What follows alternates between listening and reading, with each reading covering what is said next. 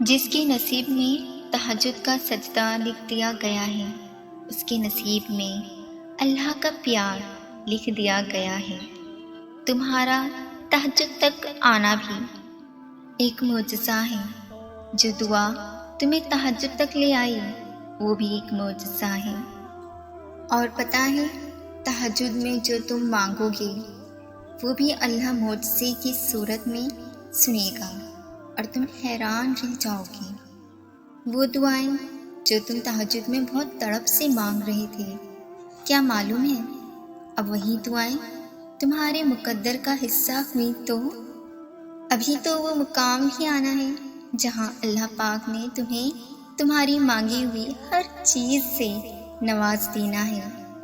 جو رب تمہیں تہجد کے سجدوں کا عادی بنا سکتا ہے، وہ رب تمہاری لا حاصل دعاؤں کو بھی حاصل بنا سکتا ہے۔